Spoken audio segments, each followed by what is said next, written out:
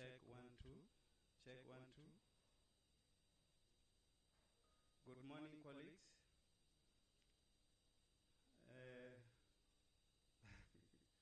Our time is almost 10 o'clock. We are about to start with our function. My name is Thomas Magaze. Recently, I changed it to Chirio because Thomas sounds like my senior manager's surname. So people confuse me with her or her with me. So I'm going to call myself Chirio. I'm the manager at Umalusi in the unit called Evaluation and Accreditation. I am the program director for today, and I'm truly honored to be with you today. I hope and trust that we are going to travel this journey together, and you are going to cooperate because I will be driving this vehicle. Umalusi is hosting its 7th Accreditation Forum and its 8th series of Certificate Award Ceremony. As you are aware, in 2021 and 2022, we conducted the Accreditation Forum and Accreditation Certificate Award Ceremony online.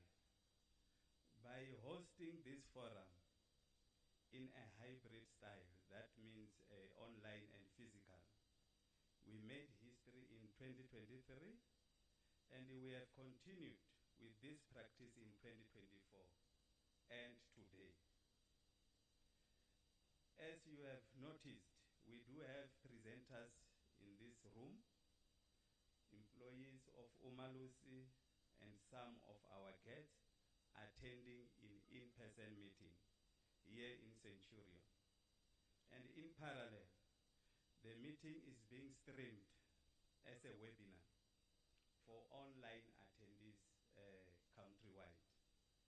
And as we checked earlier, we already have around 300 and something attendees online.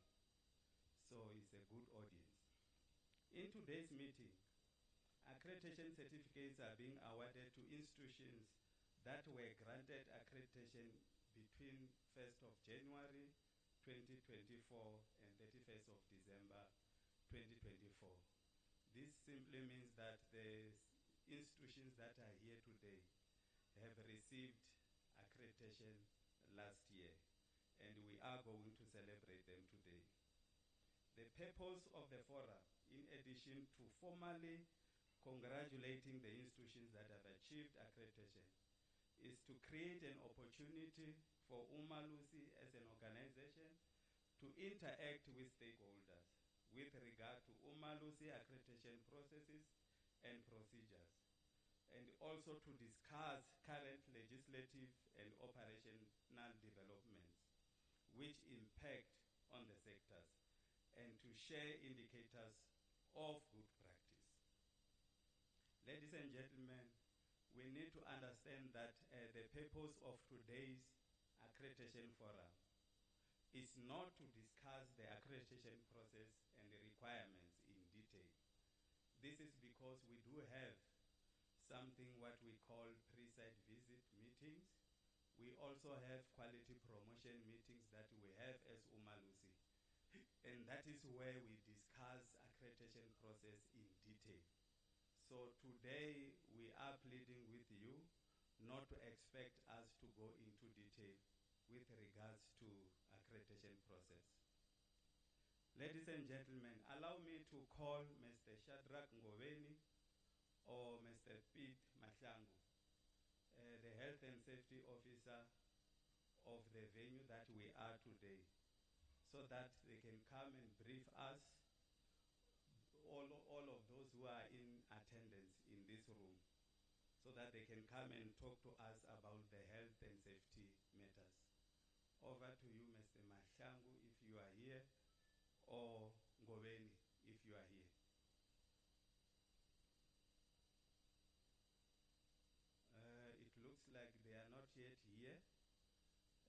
the overall is going to call them. I will be continuing with the program, and then they will come and do the health and safety issues when they arrive. Allow me to share some of technical information to members who are joining us online about the webinar features and the forum proceedings. Due to it being a webinar, you will not have the function to raise your hand. So those function has been disabled. You will not be able to unmute yourself or show your video. All questions and comments must be made on the chat feature. Responses to your questions will be made on the chat by designated officials from Umalusi. We do have the managers from ENA unit, Ms. Vanessa Naidu and Dr. Gambule. They will be responsible for the chats. Umalusi officials will table questions raised in the chat to presenters on your behalf as necessary. We would like you to complete the feedback form. Those of you in the house will find the feedback form on your tables. For those of you who have joined the forum online, please complete the feedback form online. The link to the feedback form will be provided on the chat. Please click on that link to access and provide us with feedback on today's accreditation forum and certificate award ceremony. We value your feedback so much because as a quality council, we always want to excel in whatever we do. So your input on the feedback form assists us a lot because we don't take them lightly. At the end of the forum, we scrutinize each and every responses and try to up our game so that we lead by example. Please note that links to the presentation that will be made today will be placed in the chat feature of the webinar at the start of each presentation so that you can be able to browse it and ask questions where necessary. And the program for today is in the special Makoya. On your tables you will find a copy of Makoya, and the program of the day is also in there. And a link will be provided in the chat for those who are attending online. I think I've done what I was supposed to do. I'm not sure if the health and safety officers are here. Otherwise, we will proceed. Ladies and gentlemen, allow me to introduce our acting CEO of Umalusi, who will officially welcome you. I didn't welcome you on purpose because there is somebody reserved for that. You might be wondering, why is this guy not welcoming us? There's somebody specifically for that. Dr. Eva is currently the Executive Manager, Quality Assurance and Monitoring at Umalusi. She joined Umalusi in 2017 as the Senior Manager, Qualifications, Curriculum and Certification. Before joining Umalusi in 2017, Dr. Suji occupied the position of Deputy Director, Research at the South African Qualifications Authority, SAQA. Prior to SAQA, Dr. Suji was also a lecturer, multi-literacies, classroom instruction and literacy practices in the Humanities Department, that is Education, at the University of Pretoria. She was the Global Innovation Award winner for the Africa and Middle East region for Turn It In, that is Student Engagement category, in 2016. She holds a higher diploma in education, BA cum laude, B.Ed, MBA from Northwest University, and PhD from the University of Pretoria. As you you have noticed, we have the best. And there's cum laude in between there. So she's leading by example. Dr. Suji, when she's here, she will welcome our Chair of Council, Professor Balim. I didn't want to do it because she's here to do that. Let's welcome Dr. Suji on the stage to come and welcome you officially. Let's give her a round of applause.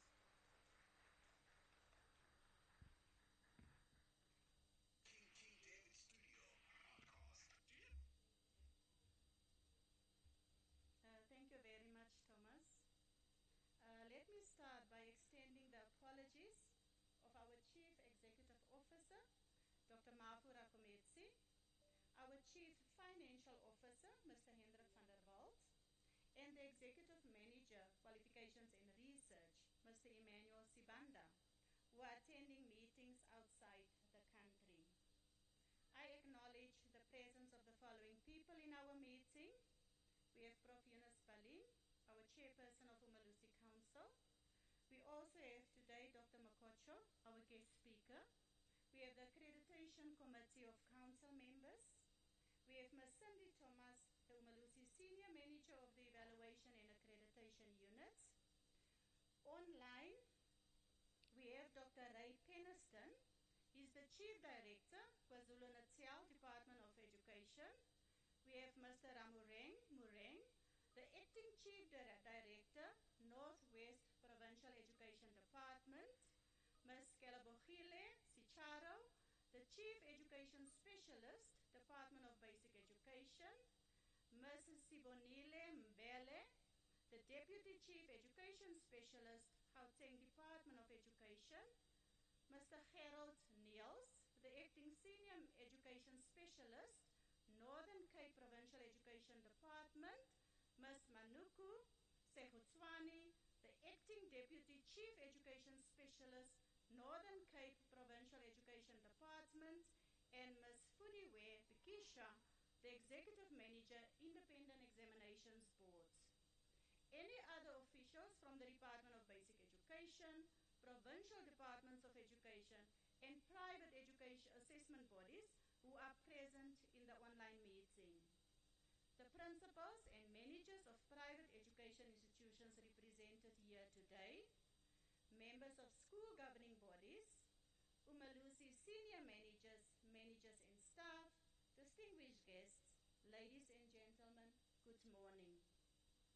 I extend a warm welcome to everyone attending this hybrid accreditation forum and certificate award ceremony. Whether you are attending in person or participating online from different parts of the country, it is a tremendous honor to have all of you with us today as we share indicators of good practice, discuss current and legislative and operational developments which impact on the sectors, and celebrate the hard work, the dedication, and the achievement of the accredited institutions. Congratulations to the schools that will be receiving accreditation certificates today. That is a significant accomplishment. The certificate that will be awarded to your institution today bears testament to the caliber of education provided by the accredited schools, reassuring our parents, learners, and the general public of the school's commitment to quality education. Display the certificate in your school's reception area with pride. I wish to reaffirm to you colleagues that Umalusi is always committed to upholding the highest standards of quality assurance and integrity in everything that we do. We have always strived to deliver exceptional services to our clients, and we understand that this can only be achieved through a relentless pursuit of excellence. Integrity is a core value that we hold dear. We believe in delivering our mandate with honesty, transparency, and ethical behavior at all times. I wish to acknowledge the Council Committee members who work with the accreditation process. Accreditation Committee of Council, that is our ACC, they analyze and deliberate on the reports on institutions represented to them to determine whether the institution meet the requirements for accreditation and make recommendations on the outcome of the applications based on the promulgated criteria. I am confident that with their commitment to quality and integrity, they will continue to deliver our mandate with excellence. Then the Accreditation Appeals Committee, our AAC, deliberates on appeals received from institutions appealing the outcome of their accreditation application. This committee is independent of the Accreditation Committee of Council, allowing the scrutiny of the decisions of the Accreditation Committee of Council in line with the promulgated criteria and indicators for accreditation in an independent, fair, and just manner. Our special edition of Makoya, as the program director mentioned, the Umalusi newsletter is available in print on the tables for delegates at the venue and online on the link provided in the chat feature of the webinar. When you go through it, you see the statistics on Umalusi accredited institutions. This will give you a sense of the number of accredited institutions in our records and the amount of work that has gone into delivering on our accreditation mandate. Each of those numbers represents 5 to 10 documents, separate evaluations, and reports that have been developed to process those application outcomes. Furthermore, Umalusi hosted a successful 40th Association for Educational Assessment in Africa, the AEAA Annual Conference, themed Reimagining Educational Assessment in the Age of Multiple Dimensions of Learning in a Global Society on 9 to 22 of August 2024 in Cape Town. Now, against this background, the theme of this accreditation forum and certificate award ceremony is the role of assessment in improving accountability and the quality of education provision. The meeting today will address two pertinent topics. The first one, the role of assessment in improving accountability and the quality of education provision, and the second one will be presented by Ms. Thomas on update on developments affecting private education institutions offering qualifications registered under the General and Further Education and Training Qualifications Sub-Framework. Please note, ladies and gentlemen, as the program director mentioned, that the purpose of this accreditation forum is not to discuss the accreditation processes and requirements in detail. Separate quality promotion meetings and pre-site visit meetings are held with institutions when they are at the relevant stages of the accreditation process.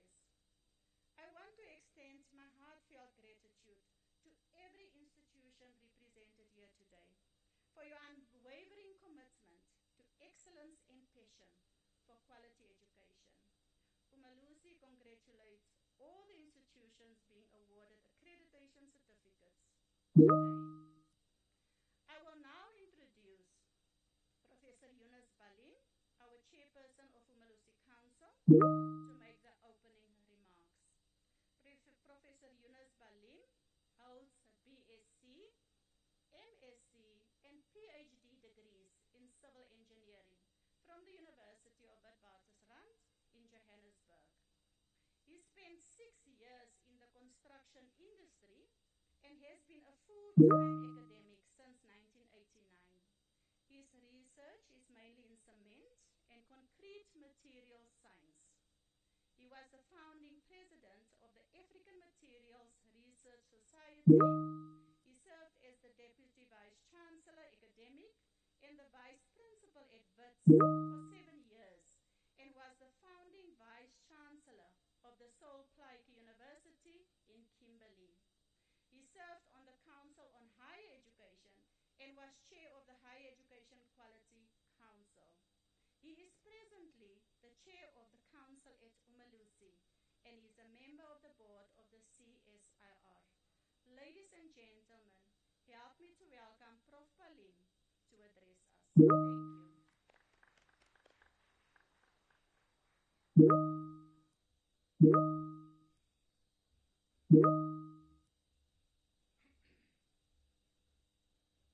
very much, Dr. Suji, for that kind introduction. And greetings to everybody who's here. Thank you very much for being here. This is, I think, only my second or third accreditation forum. And it's remarkable to see everybody here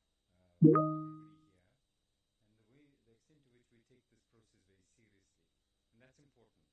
You all are so well dressed, I probably wouldn't recognize some of you in your normal day clothing. Eva has suitably welcomed everybody, and let me just repeat that warm welcome. I don't want to go into all the detail.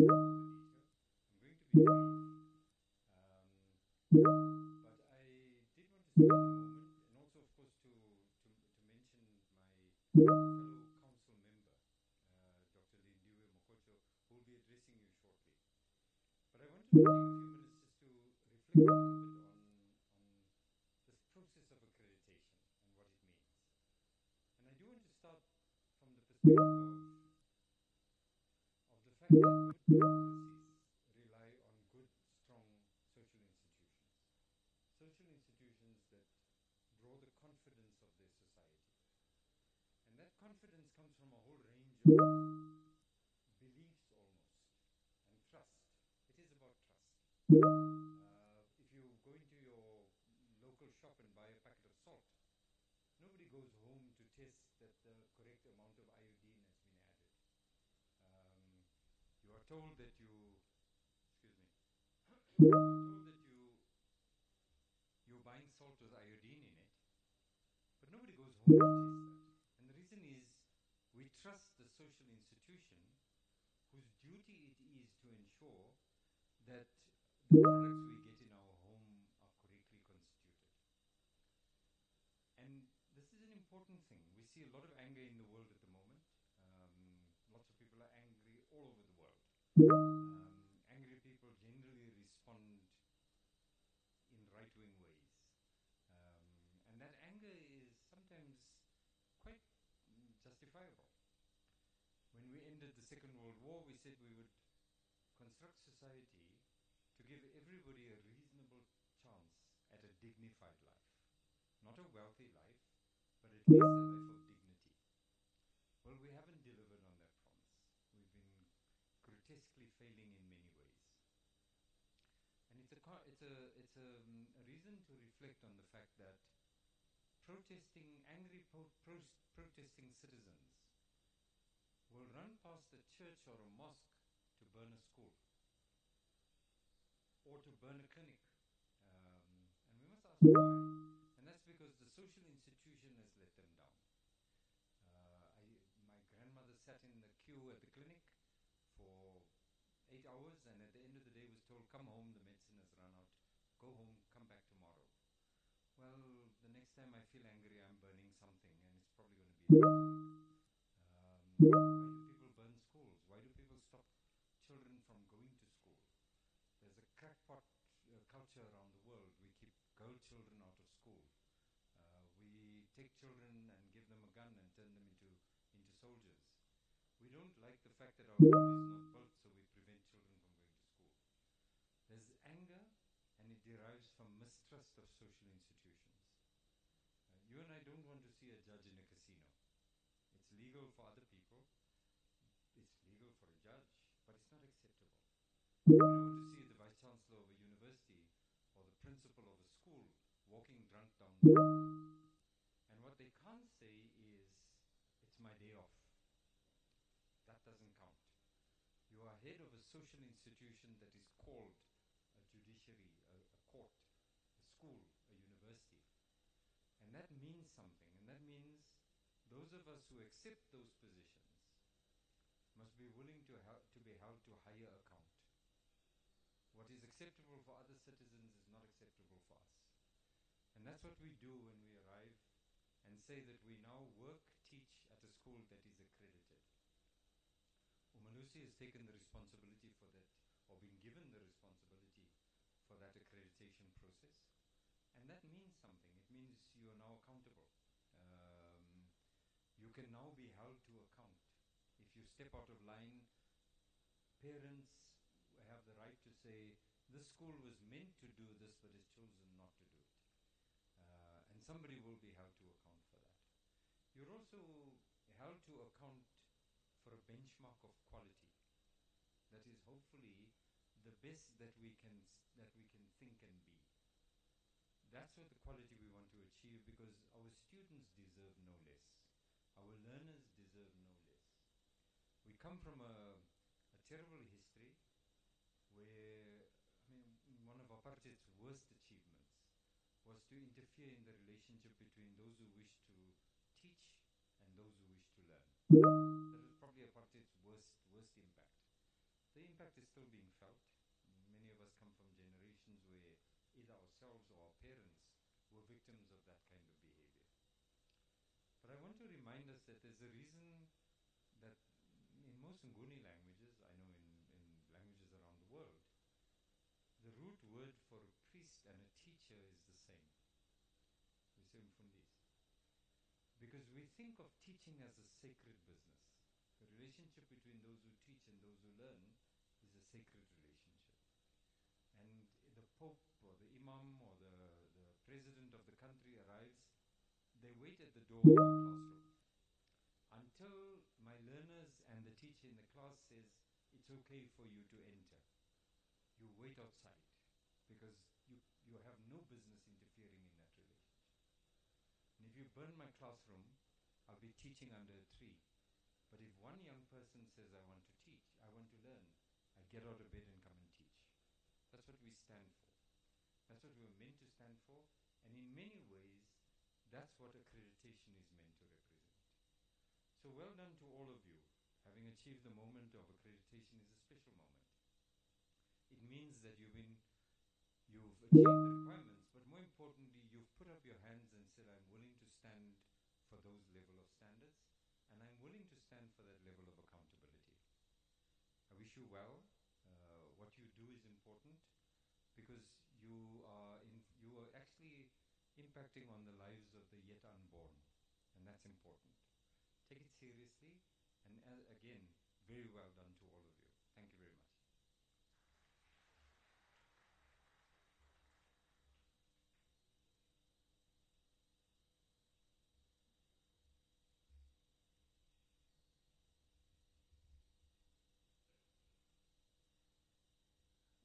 Thank you, Prof, for the insightful speech.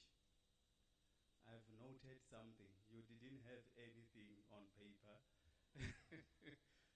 I'm tempted to throw away my book and just carry on like you. We are learning from the best. Thank you very much. We are really indeed honored that you are here to grace us with your presence. Thank you very much, and we always appreciate you. I'm going to call again our acting CEO. My apologies, you will be here several times to come and introduce our guest speaker, who is going to deliver a keynote address on the topic, the role of assessment in improving accountability and the quality of education provision. Thank you, acting CEO. Thank you, Thomas. It is my pleasure to introduce Dr. Makocho. And I'm sorry I couldn't recite everything, so I have to read. Right. Dr. Lindiwe Makocho holds the position of Head of Academics Development Support, Literacies at the University of Johannesburg. She also holds a PhD in Mathematics Education, an M.Ed in Curriculum Studies, and a B.Ed Honours in Curriculum Studies from the University of the Free State, along with a BSc Honours in Mathematics from Sheffield Hallam University in the UK. Her professional journey encompasses private and public higher education, the private financial sector, and NGOs. Previously, she served as Head of Faculty and Deputy Dean Academic Support at the Independent Institute of Education, senior lecturer at Southpike University, and mathematics education lecturer at the University of Pretoria and the University of the Free State. Additionally, this is interesting, she also served in the private sector as a forensics auditor at Ernst & Young. Her research interests lie in the area of teacher education, particularly on teacher professional development and dyscalculia. She has presented numerous papers at local and international conferences and has published various articles in national and international scholarly journals. Dr. Mokocho is currently serving as an executive council member of the 6th Umalusi Council and as an advisory board member of the Galvin Mbeki Mathematics Development Foundation. Furthermore, interesting also, she passes time raising funds for her foundation, the Dignity Walk Foundation, dedicated to addressing the social needs of school learners in South Africa. Dr. Mokocho will present to us on the topic, the role of assessment in improving accountability and the quality of education provision. Let us put our hands together for Dr. Mokocho. Thank you very much.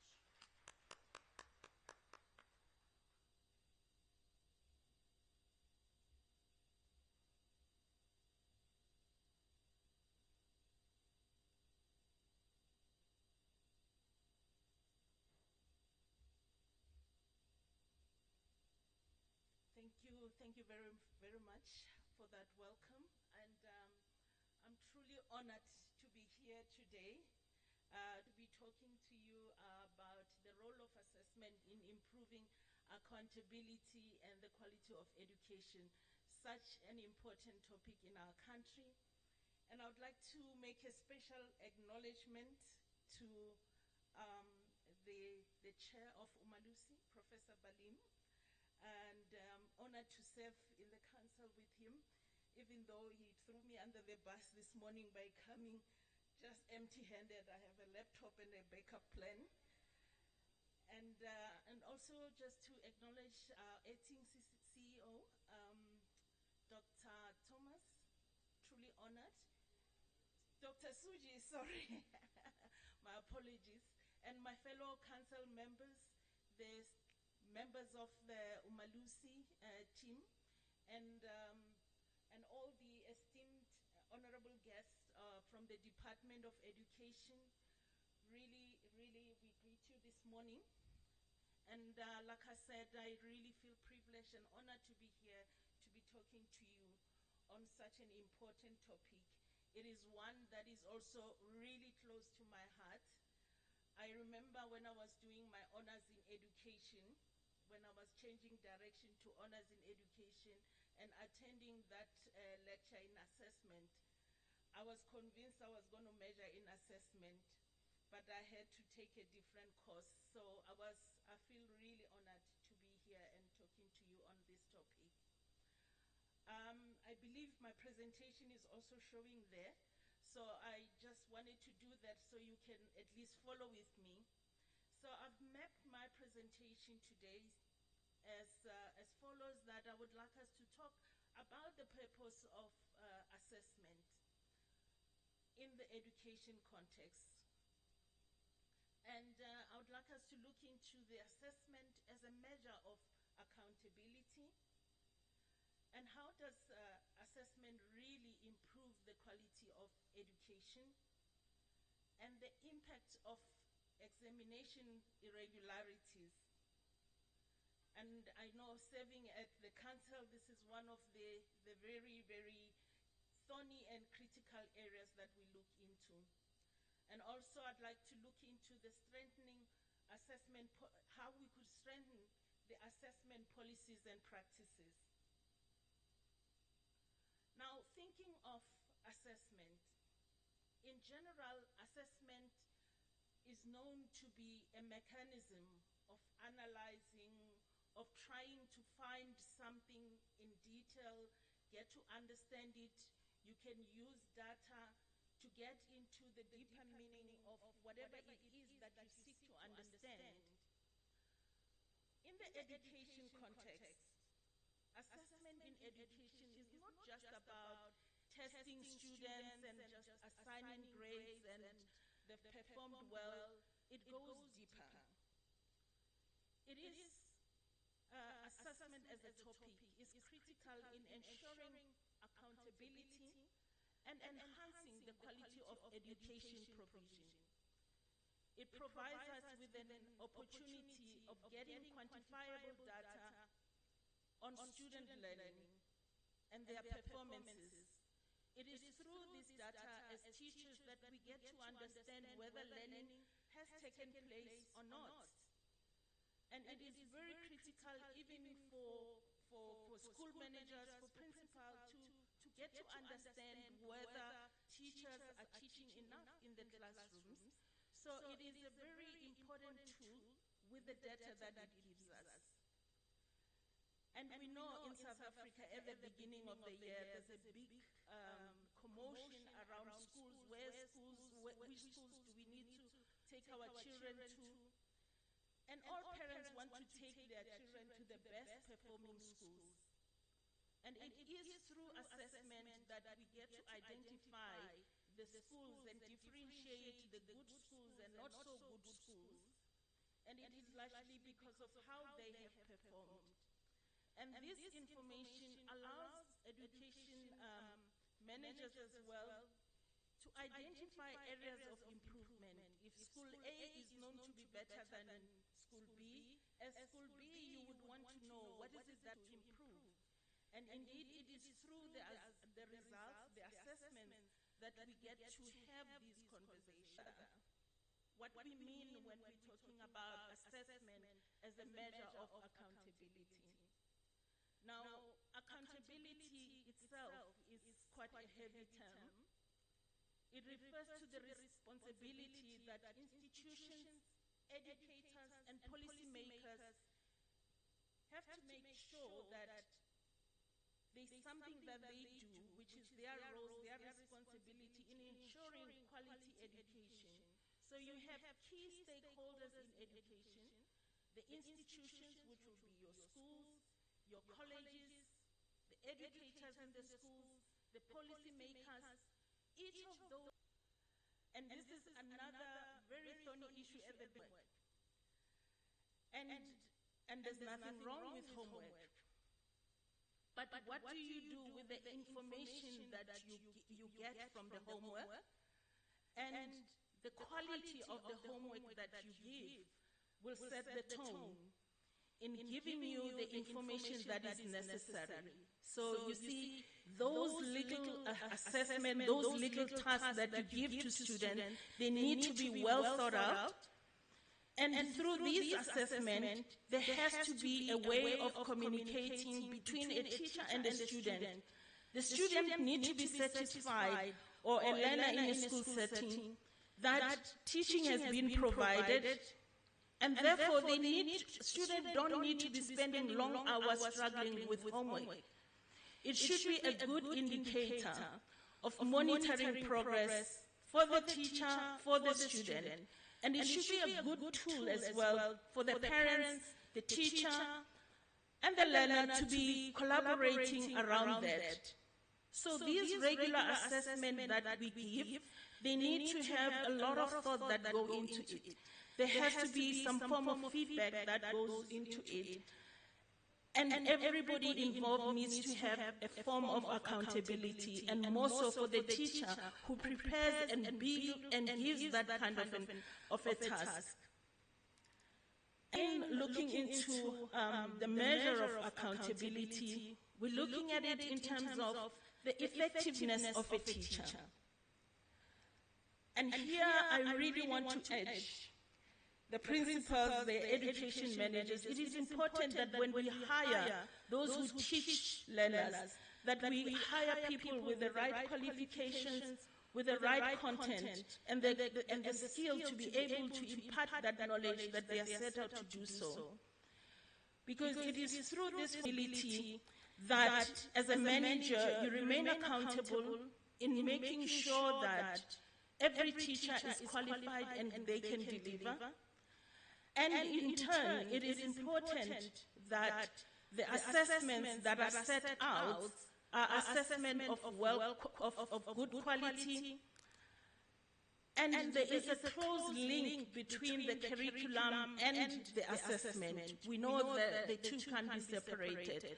So as managers, you have to be constantly checking on this, ensuring that there is effective learning that is happening. The teachers are able to devise and come up with assessments that really serve purpose within the curriculum. And with that in mind, we know that teaching is a bit of a skill that is needed.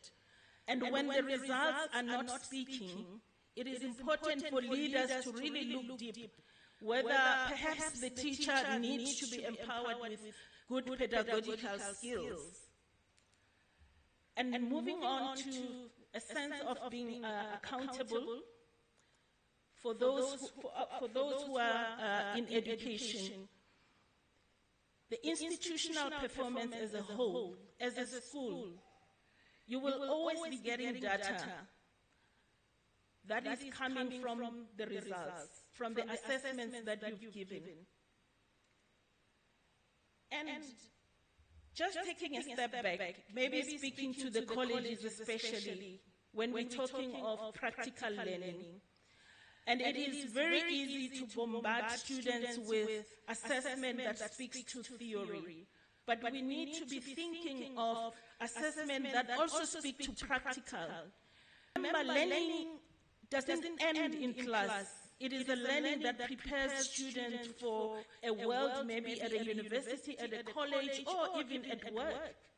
So when we assess and including practical working related assessment tasks, we are empowering students and therefore giving good quality assessments. And these results of good quality that we will be giving or will be getting from the students, they hold such value even in giving accreditation.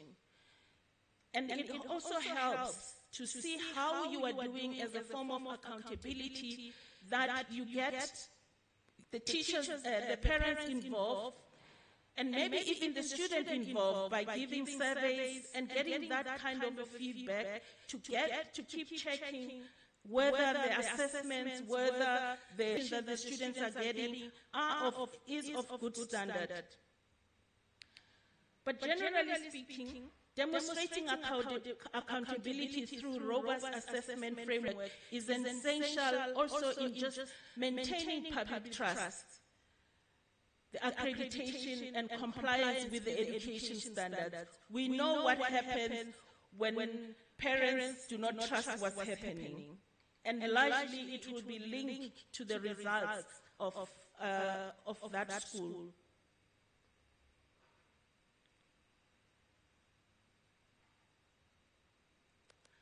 And in here, I'm sharing one of the pictures that I took when I visited a technical college in Netherlands.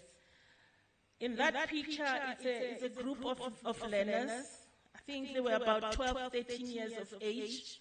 This is during one of their assessment classes. They were being assessed on their woodwork.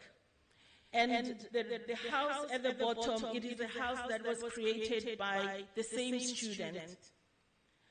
And in here, I would just like to draw your attention to the fact that when there is theory happening, it doesn't have to end in there. It is through quality assessment that students can learn to see the connection between the theory and what is happening in the real world. We know there's a housing crisis in South Africa. We know we have issues with electricity. It wouldn't hurt to have assessments that speak to such need, where we are showing the link between the theory and the practical, and more so when there's an end product of a house. you can certainly see that learning indeed did take place. Students were able to combine all the theory and all the skills that they had learned in class and came up with a product.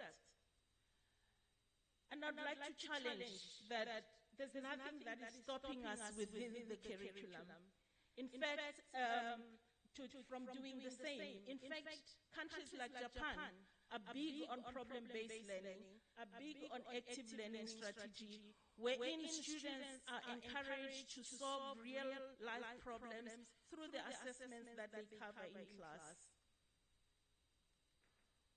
Now, when teachers are not feeling so confident and the performance is not so good, and the learners are also not feeling confident about whether they know enough, there's always a temptation to be involved in examination irregularities, which is, I see irregularities in examination as an indicator that proper learning is not really happening in school, it's not happening in class.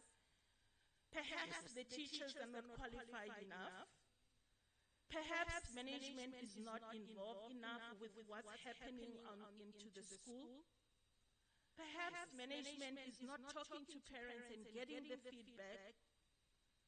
But it is an indicator of something that has gone wrong around the assessment, the loss of confidence. And these in schools, they manifest in various ways. We see the leakage of examination papers before the date.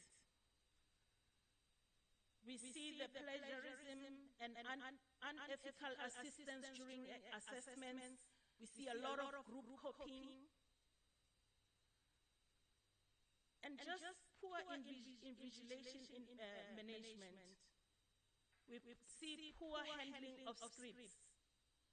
But what would lead professionals to engage in such? It is largely, I would like to submit, to those areas of accountability not falling into data that something is really wrong. Somebody has dropped the ball. Now, what is said about these irregularities is that they undermine the credibility of institutions. They do value the quality of education obtained by students. In South Africa, there's been an outcry that most of our plumbers cannot do the plumbing work. Most of our engineers are not good as engineers, and we're having to get some of these skills from outside the country. What happened? Something must have happened in class, and we see it with the increasing numbers of irregularities in exams, that there is loss of confidence. The quality of education is not where it's supposed to be. And this as a result, with the public crying outcry, such as unqualified graduates who are but qualified, it means the society is losing confidence on us as education stakeholders. And such irregularities, unfortunately, doesn't end well. Most of for the institutions as well, because you could be deregistered for non-compliance. But the biggest losers are the learners who desperately need this education. The parents who've paid for this education and who are getting a raw deal. And also us as South Africans, we are losing, because it simply means our future is bleak. Most of us here, 20, maybe 10 years from now, maybe we'll be pensioners, we'll be old. We will need these young people. We will need these skills that we are failing to give them. And therefore, I would like us to urge that there are certain things that we perhaps can do. Maybe strengthening the assessment policies and the practices, and just to uphold the assessment integrity and improve the quality of our education in our institution. Perhaps we could have transparent assessment policies, my apology. And within these policies, let's just not have policies and they sit nicely in an office somewhere. But let's communicate these policies. Let's communicate the rules and making sure that everybody involved, all education stakeholders involved, are aware of these rules. They know what needs to happen. And a sense of academic integrity must be established. And we live in an era of technology. If you are giving students an essay task today, there's probably 90% chance that they will use ChatGPT. So in our thinking of maintaining fairness and integrity in our assessment, let's think of using technology in order to help to combat this issue in our education. It is coming seriously. We see it at UJ. Even though I work with literacies, half the time students will ask for help on the work that is done by ChatGPT. And recently I had a master's thesis to mark. It was written by ChatGPT. It means these technologies are here. They are not a bad thing, but as education stakeholders, we need to be proactive in this sector. I would like to urge us to have regular audits and reviews, have periodic reviews of assessment methodology. Are your assessments still up to date? You know, when you've been a teacher for too long, maybe 20 years, you are tempted that every year you will just dust the same task and give it to the students. But that's not quality assessment.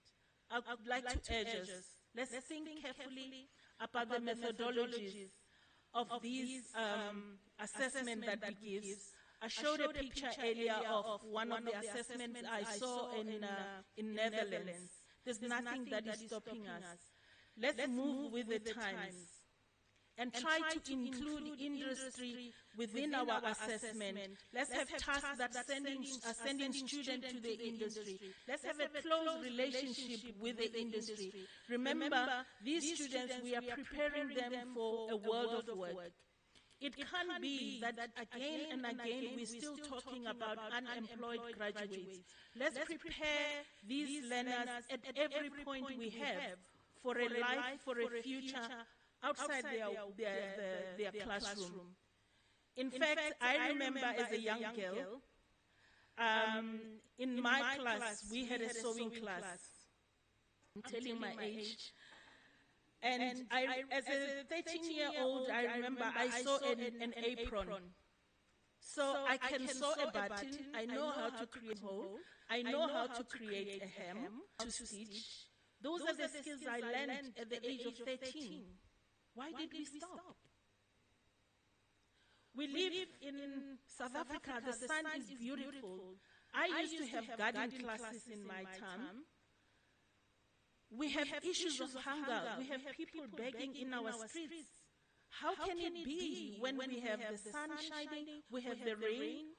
Why are we not growing vegetables? Why are we not bringing in practical learning experiences in our schools to empower our learners for the world they live in? And also, I would like us to urge, especially the school managers, let's take professional development of our teachers seriously. Continuous training on assessment, best practices will ensure that your teachers are well equipped to design and administer quality assessment.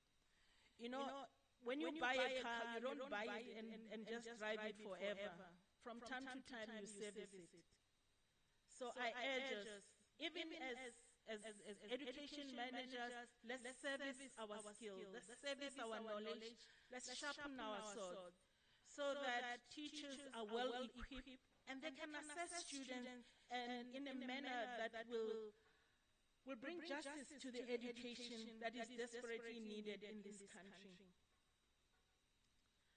In conclusion, The future of our education, ladies and gentlemen, depends on our collective commitment to uphold the assessment integrity, to promote accountability. Each and every one of us sitting here today, we have a role to play. Whatever role you have, do it to your utmost best.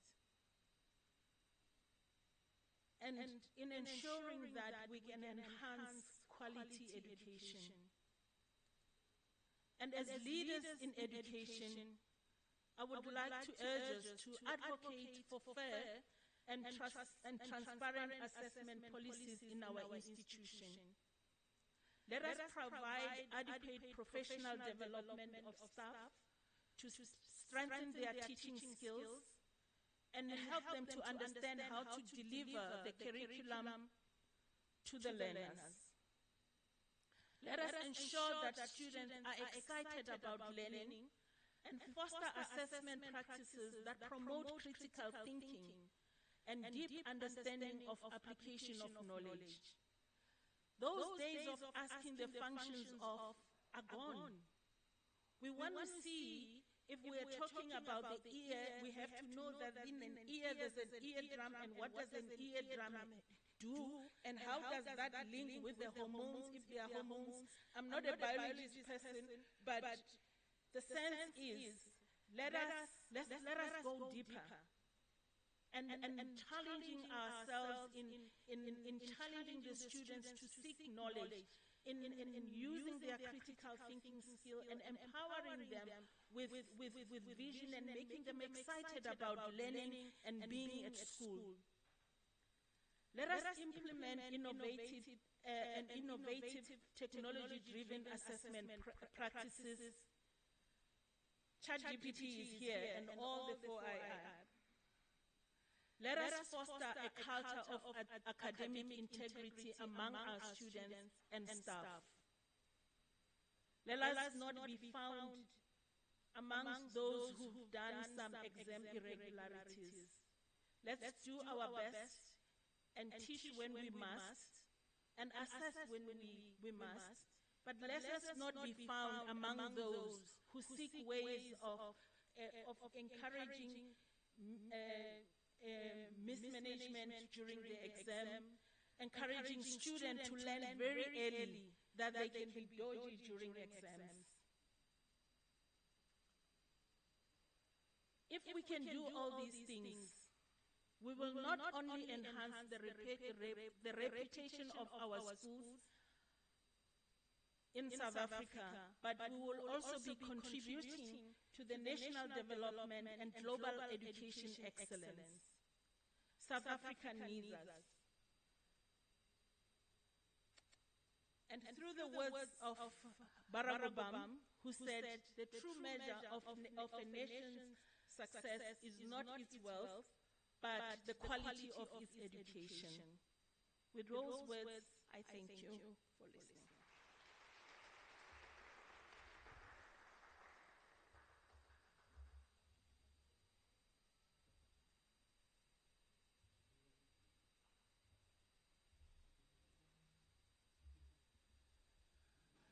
Thank you very much,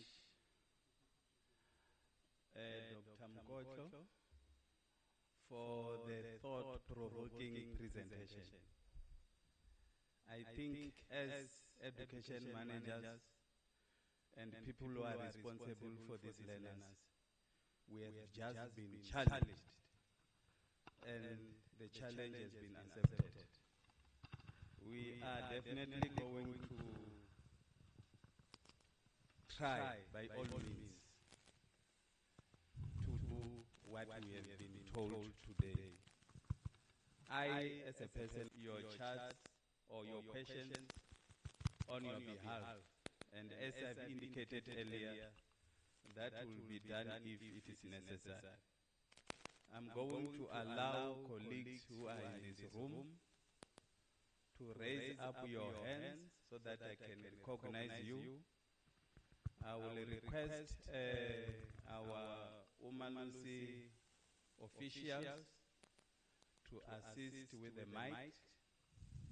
If there is anybody who has raised their hand, please ensure that the mic is around there. And then your questions will be noted. While I'm busy talking, I'm waiting for your hands. I'm giving you an opportunity to interact and engage with the presenter. If there's anything that you need clarity, or if you have any comment you want to add, or but you can't subtract, just only add. Going? Any hands? It looks like your presentation was spot on. Everybody took it, and I believe they are going to. Dr. Mkoto, earlier I said I'm throwing away my book. I'm retrieving it now. Ms. Naidu? Okay, thank you. The first presentation from Chantal Prinsloo for Prof. Balim. I so enjoy listening to your presentation. Always a pleasure and so insightful. I can listen to you all day long. Thank you, Vanessa. And then another one for Dr. Lindiwe from Christian Family College. An excellent presentation. Thank you very much, Vanessa. We do have a little token of appreciation for our guest speaker. Once again, my apologies to the acting CEO. I will be requesting you to come to the stage with our guest speaker so that you can hand over something to her as a token of appreciation. And I believe our paparazzi is working. So you will take a moment. If you want me to go out of the way, I will gladly do so.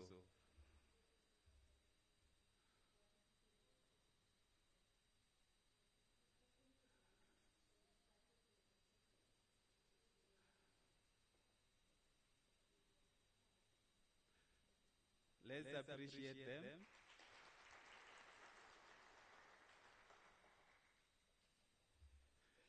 Thank you very much. We are now going ahead with our program,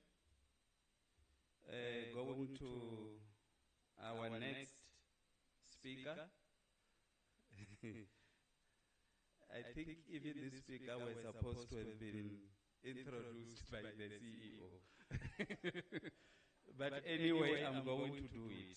Our next speaker is Ms. Cindy Thomas, not me. I'm Chirilo, she's Ms. Cindy Thomas, the Senior Manager of the Evaluation and Accreditation Unit.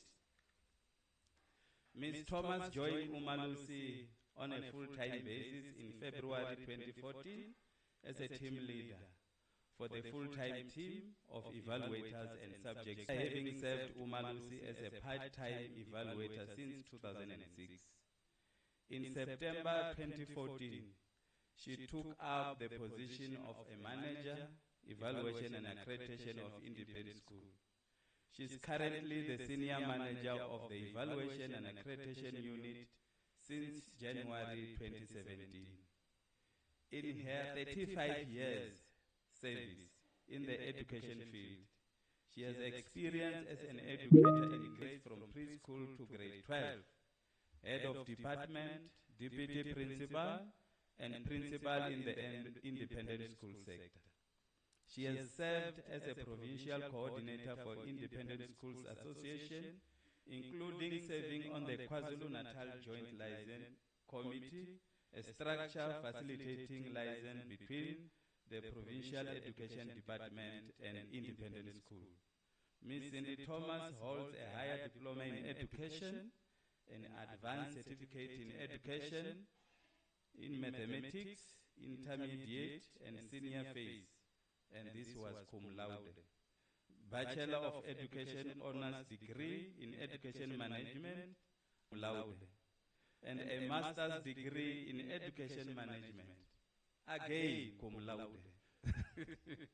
So we are being led, and if you have noted the years of experience, it simply means that Umalusi is in good hands. So welcome Ms. Cindy Thomas to come and present on the topic update on the developments affecting private education institutions in general and further education and training qualification framework. Let's give her a round of applause and encourage her. Thank you. Thank you, Mr. Thomas, from Mrs. Thomas. Prof. Valim, Dr. Mukhocho, thank you. Dr. Suji, my senior managers, colleagues, Omulusi staff, principals, directors, officials from the DHET, from DBE, provincial education departments, private assessment bodies. Thank you so much for joining us today on this very special occasion. We really enjoy this time. It's a highlight of our year that we all work really hard towards this, because we just want to enjoy this time with our stakeholders and to acknowledge those who've worked so hard towards accreditation. I'm going to make a short presentation today on issues that we've been getting a lot of queries about, and just to update you on developments that are happening in the sectors. And when I talk about sectors, thanks, Sipiwe. When I talk about sectors, I'm talking about the independent school sector, the private FET college sector, and the private adult education and training sector. So I'm going to go briefly through this presentation, and at the end of it, please feel free to ask questions, and I'm sure my colleagues can help me answer questions if there's some that are outside of my and the EMA unit. So the outline of the presentation, first of all, going to talk about registration with SACE, about monitoring of accredited institutions, extension of scope, about the requirements for governing bodies and financial statements, online offerings at the institutions, and then accreditation of private adult education and training colleges, the phase out of the report 19011 engineering studies N1 to N3 programs, and our draft regulations, which are: a person who qualifies for registration in terms of this Act must register with the councillor and with the council prior to being appointed as an educator. It also says it may be employed as an educator by any employer unless the person is registered with the council. So Omulusi and accrediting institutions need to follow the legislation of the country, and that's the South African Council for Educators Act, not just the GENFEDCO Act, but we need to. So the implications on accreditation, teacher class, they're not allowed to be responsible for a class themselves. So teacher class, they're not allowed to be responsible for a class themselves. So in terms of our Omulusi accreditation process, we're expecting all the teachers who are in the classroom to be registered with SACE for employment purposes.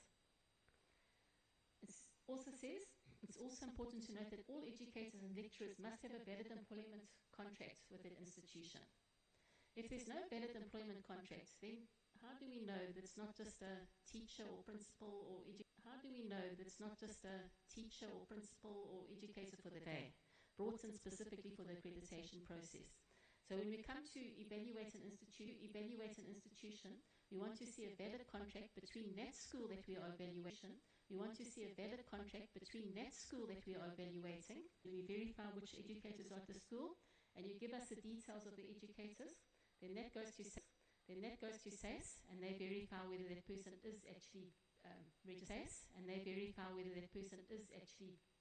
registered with SACE or not. They also let us know whether that person is in good standing with SACE. So if people haven't paid their registration fees, then you're not in good standing. So I just advise you to go and check on the website. They add their annual fees at the beginning of each year. So go and check at the beginning of each year and pay your fees up to date. Otherwise, when we query with SACE, they'll say that that person is not in good standing. And so then it's the responsibility of the head of the institution to ensure that they've got everything in place regarding the Protection of Personal Information Act, to allow verification of SACE registration. Because in terms of the POPI Act, we're an institution that is doing a process that is legislated by law, and so you need to provide information to us if you want to be accredited. So you need to make sure at your institution that you have all the necessary permissions with your people that are employed with you to be able to submit the information to us. I'm going to then go on to monitoring of accredited institutions. In terms of monitoring, once an institution is monitored, for schools they are monitored in the second year of accreditation, and then as you know the certificate is valid for 7 years, so in the 6th year of the accreditation there will be monitoring again. If you don't meet the requirements at the accreditation, at that stage you need to make sure that you put things in place to meet it, otherwise your certificate will not be renewed until you meet the requirements. For private colleges, they will be monitored every 2nd year of the accreditation, and then remember for private colleges the accreditation is for 7 years. So in year 6 of your accreditation you need to then start applying for accreditation again to make sure that it's valid continually, there's no break in it. In addition to that, institutions can also be monitored randomly, or if they're underperforming, or if we receive complaints about the institution. So we might just, because we're in the area monitoring a school that is due in terms of the 2nd year or 6th year of monitoring, if we're in the area that the Umalusi staff and monitors may come to your school just to monitor because you're there just to see that everything is up to scratch. And something new that is that we're bringing in from the beginning of April is that institutions will be charged an evaluation fee for evaluating evidence following a notice of intent to withdraw accreditation and the final notice of intent to withdraw accreditation. We're finding that when we do monitoring, the institutions only then start worrying about keeping all their accreditation records up to date and ensuring their staff are registered with SACE, renewing their health and safety certificates, and we have to keep going back to institutions. Then you give them a notice of intent to withdraw accreditation, they meet those requirements, when you go back in 2 years' time again, they've forgotten about it again. So we're hoping that we won't have to charge anyone this re-evaluation fee. We're hoping that you'll make sure that things are in place when you submit your monitoring, so that we can actually grant you continued accreditation without having to say we're giving you notice of intent to withdraw accreditation. We want you to maintain the standards that you put in place at the time that you got accredited. Then we also have queries about extension of scope.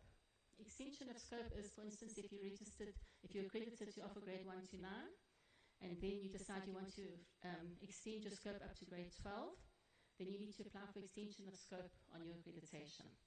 And the first thing that you need to do is make sure that you are registered with the relevant department to offer the grades that you're wanting to extend your accreditation for. So the first thing, if you want to extend your scope, once you've got the permission from the Provincial Education Department, then you submit a letter of intent to Umalusi to apply for an extension of scope, and there is a fee associated with that. Once you pay the fee, they will go through your application for extension of scope, but that is a type of a monitoring process. So it would be a monitoring process that your school undergoes to make sure that the grades that you are already accredited to offer, you are meeting the requirements. If you don't meet the requirements, then you will need to sort that out before we will allow you to continue with the extension of scope. But if you do meet the requirements, then there's a fee for the rest of the extension of scope process, and then you will be evaluated in terms of the extension of scope processes. It's desktop evaluation and then site visit. But please note that the outcome of your extension of scope is going to apply to your whole institution. So don't just focus on making sure that the things where you're applying for extension of scope are okay, then let everything else go, or think that it doesn't make a difference if some of the areas aren't up to scratch. We look at the whole institution, and then extension of scope is granted to the whole institution. So if you don't meet the requirements at the first presentation for your extension of scope, it's window period, but not just for grade 10 to 12, it's for your institution, because we are evaluating your institution to see if the whole institution has the capacity to offer the qualification. On to the next slide. In terms of governing bodies, we have queries about what is expected in terms of independent schools. We are not saying that your governing body must be constituted in a specific way. However, there must be at least one non-executive member on the institution's governing body. You can't have your management team, your governing body, all the same people. You need to have independent, at least one independent person on your institution's governing body. And your governing body is to deal with governance issues, not operational issues. I hope our chair doesn't mind if I quote him. He says, eyes on, hands off. And I think that really is a good thing to remember for governing bodies in terms of that. We also have queries about the financial statements that are required. Obviously, it depends on the type of your institution, whether you have to have audited financial statements or compilations or it's been compiled by someone. But the financial statements that you submit must adhere to generally accepted accounting principles. And they must be compiled or audited by an independent registered financial officer. What we're finding is that there might be someone in the governing board or someone that's closely related to the school that is compiling them, but that's not an independent person to compile the financial statements that are submitted to us for evaluation. The next one I'm going to go on to is about online offerings in registered independent schools or private colleges. Now, when you are registered, at the moment there is no registration of online schools and no accreditation of online schools. The Department of Basic Education is still working on the regulations and guidelines and everything for registration of online schools. So schools and colleges that are currently registered, they are registered as physical institutions. So you're expected to conduct your teaching in a physical setting. Now you can use online offerings to supplement certain aspects of your curriculum. If there's a topic where there's someone who's really presenting well online and you want to use that as to enhance your lessons, you can use that. But the school is still then accountable for what happens in the classroom. It's a teacher who designs that lesson and makes the plans to bring in that as a teaching aid. The teacher is responsible for the assessments. But if you are outsourcing to a third party your subjects or grades or something like that, so a third party is providing the information to the learners in your class and is doing the assessment to the learners. So it's not from the school, it's a third party that's doing it. Then that doesn't meet the requirements for accreditation, because accreditation attests to the capacity of an institution to offer the curriculum leading to a qualification at the... So if you've got someone else that's offering the qualification at your school, it's not you that's demonstrating, it's not your school that's demonstrating the capacity. It's this online provider. And as I said, at the moment, online education is not registered, it's not accredited. So for you to be accredited, you need to be responsible for the program and the assessment, the curriculum and assessment delivery at your school, not do it through a third-party provider. Going on to the next slide, accreditation of private adult education and training colleges. The Continuing Education and Training Act 2006 says, no person other than a public college or an organ of state may provide continuing education and training unless that person is incorporated as a company in terms of the Companies Act and registered or provisionally registered as a private college in terms of this Act. And then to the next slide, it says the general education, the GETC is the General Education and Training Certificates, Adult Basic Education and Training, is registered on the sub-framework. It's one of the qualifications that is offered under continuing education and training. And in terms of that, they have to be accredited to offer the qualification. And we're finding that there's a lot of institutions, AET providers, that are offering this qualification, but they're not applying for accreditation. And we go and monitor the exam centers, we find there's a lot of them that are offering it without being accredited. We just want to make everyone aware that any institution that is offering the GETC ABET at NQF Level 1 must be registered with the Department of Higher Education and Training as a private college and must be accredited by Omolisi to offer the qualification.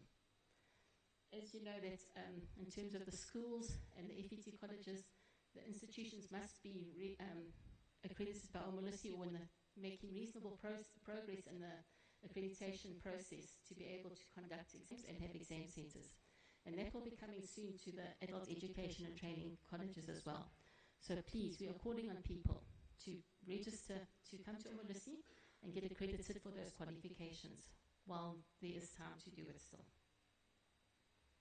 The next query we often have is about the phase out of the N1 to N3 engineering studies programs. These have officially from the 1st of January 2024. It's last year already.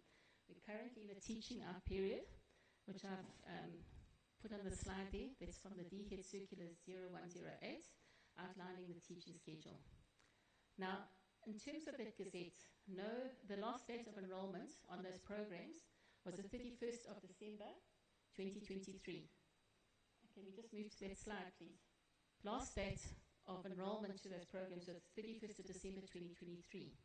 So the colleges should not be accepting new enrollments to those programs now. The teach-out period is to allow for students who are already in those programs to be able to complete those programs. So, seems like they're having a battle with that. Thanks. Only learners that are already and are then on the teach-out program should continue. So if you look at that, trimester 1, the NATED 1, now there's no more exam opportunities. The NATED, the N2, it's the last date of the national exam is trimester 21, 2025. That is now the April exam, so that's the last opportunity for the N1, sorry, the N2 exams that are going to be certified by Umulisi. The N3, they've got an opportunity in trimester 2, that's August, and then trimester 3 is November. And then after that, there's going to be no N1 to N3 programs that are or subjects that are certified by Umulisi. What are the implications in terms of accreditation for the phase out? Umulisi cannot accredit institutions to offer a qualification that has been phased out. So, institutions that are still in the process and want to continue with the process, if they meet the requirements, we grant them permission to continue with the teach-out period until the end of this year. If they don't meet the requirements, we say there's no permission to continue with the requirements. So institutions cannot just choose to continue offering that themselves if they're not accredited, because Umulisi is still issuing the certificates. So there needs to be permission to be able to offer those for the rest of the year, because Umulisi is responsible for the quality assurance and for the issuing of those certificates. So if the colleges have students in the pipeline, and because now they can't be accredited, please contact the Department of Higher Education and Training Exams Department to see how you're going to deal with those pipeline students. Don't just automate the Department of Higher Education and Training, and make arrangements with them before you enroll students towards those programs. Now, if you've read that circular, that government gazette that's about the phase out, it speaks about some programs that are some subjects that are going to be kept for articulation purposes post 2025. So they will be available, but they will no longer be certified by Umulisi. It will be for articulation towards qualifications that are on the QCTO occupational sub-framework. So after 2025, there will be no certification of those qualifications from Umulisi. But the certificates that you get until the end of 2025, just that after that, Umulisi will not be certifying. And then my last point is that for many years we've been waiting for the minister to regulate the criteria for the accreditation of private assessment bodies that assess qualifications registered on the General and Further Education and Training Qualification Sub-Framework. We have policy that's been approved by the Minister. However, the Gen-FECRE Act calls for the Minister to regulate that policy as well. So we're very pleased to say that our new Minister of Higher Education and Training has published the regulations for public comments. It was in Government Gazette 52150 on the 21st of February, and they've called for comments within 4 weeks of the gazetting of that document. So please source that document, look at it, and make comments by the 21st of March 2025, and you can email them to Dr. Eva Suji at umulisi.org.za. Thank you. So if there's any questions.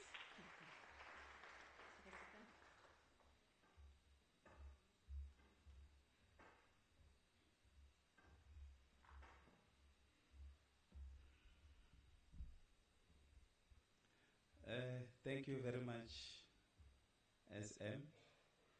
That was a very nice presentation, and I believe the institutions have taken that very well, and it has equipped them with knowledge that they will need. Thank you very much for the presentation. Once again, I'm going to allow institutions to ask questions for clarity, if there are any. And from online attendees, you are also more than welcome to put your question on the chat. We already have one hand there. You can provide with the mic. I see ICT is sabotaging me now. Switching off the mic. Is it fine? Now I'm sabotaging myself. Thank you. I also like to acknowledge a DED official that is present here, Ms.